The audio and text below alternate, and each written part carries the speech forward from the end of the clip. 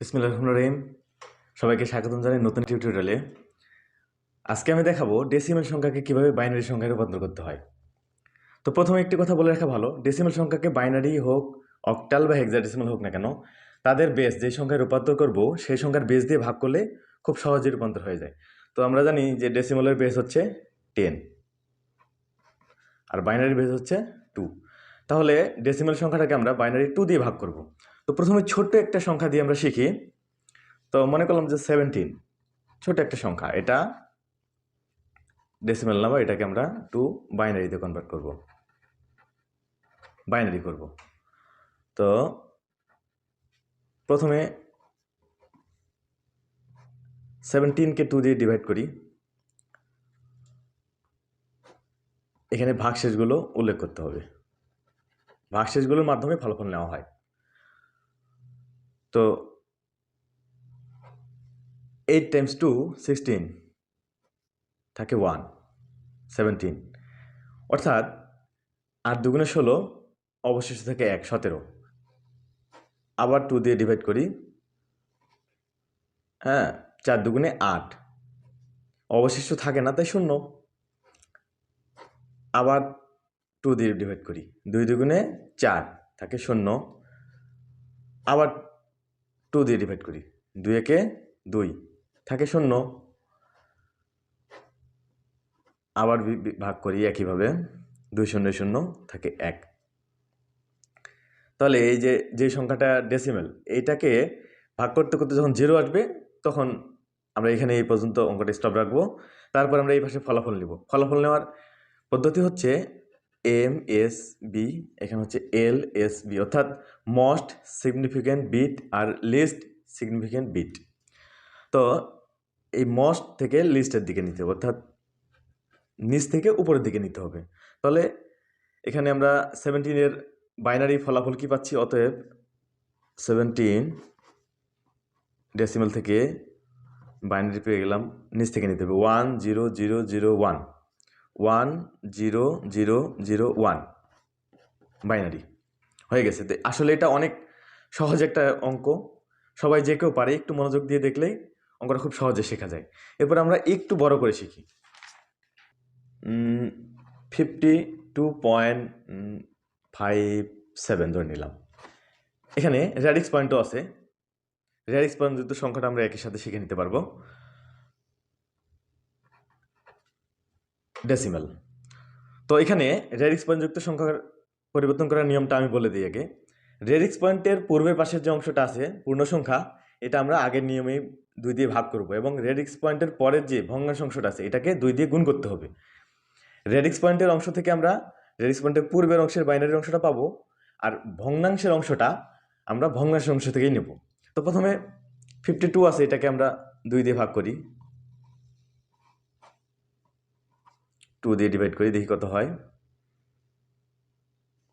পাশে রাফ করি, 52 2 দুগুণে 4 6 দুগুণে 12 26 দুগুণে 52। তাহলে এখানে ভাগশেষ থাকে না, 0, ভাগশেষ নিতে হবে 0। পুনরায় 2 দিয়ে ডিভাইড করি, 13 13 দুগুণে 26, ভাগশেষ থাকে না তাই 0। আবারও 2 দিয়ে ডিভাইড করি, 6 দুগুণে 12, হাতে থাকে 1 13। আবারও 2 দিয়ে ডিভাইড করি, 3 দুগুণে 6, হাতে থাকে না তাই 0। আবার 2 দিয়ে ডিভাইড করি, 2 একে 2, হাতে 1 থাকে 3।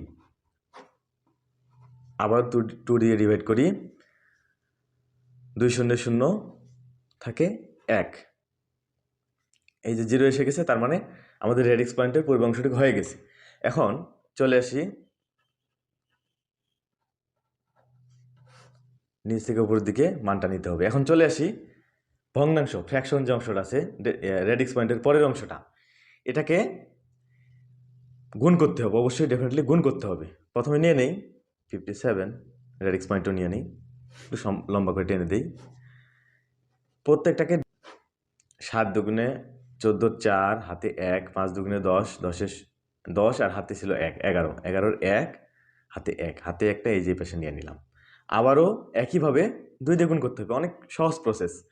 4 দুগুণে 8, 2 একে 2, এ পাশে কিছু থাকে না তাই 0, আবারও 2 দিয়ে গুণ করতে হবে। 8 দুগুণে 16, 6, হাতে 1, 2 দুগুণে 4, 1-এ 5, এ পাশে কিছু থাকে না তাই 0, আবারও 2 দিয়ে গুণ করতে হবে।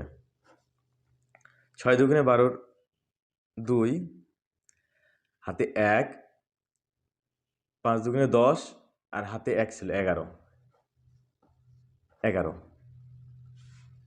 তাহলে এখানে দশমিক এই পাশে থাকে। তো আমরা মোটামুটি 4 দশমিক পর্যন্ত নিছি, আর নেব না, আরও 2-1 দশমিক পর্যন্ত নেওয়া যেত হয়তো বা। তাহলে এখানে এই গুণের ক্ষেত্রে উপরেরটা হবে MSB অর্থাৎ মোস্ট সিগনিফিকেন্ট বিট, আর নিচেরটা হবে LSB অর্থাৎ লিস্ট সিগনিফিকেন্ট বিট। এখন এটা উপর থেকে নিচের দিকে মানটা নিতে হবে, এটা নিচ থেকে উপরের দিকে। তাহলে আমরা 52.57 ডেসিমাল নাম্বার থেকে বাইনারিতে পাচ্ছি। পূর্ণ সংখ্যাটা হয়ে গেছে 110100। তো আমরা এটা তুলে ফেলি 110101010000। র্যাডিক্স পয়েন্টের জায়গায় র্যাডিক্স পয়েন্ট দিয়ে দেই। পরে এই অংশটা উপর থেকে নিচের দিকে নিতে হবে 1001 আরও হয়তো বা করা যেত, জন্য ডট ডট দিয়ে দিচ্ছি যে চলতে থাকবে। এটাই হলো বাইনারি মান।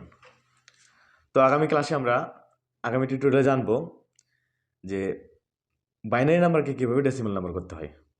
ততক্ষণ সাথে থাকার জন্য ধন্যবাদ।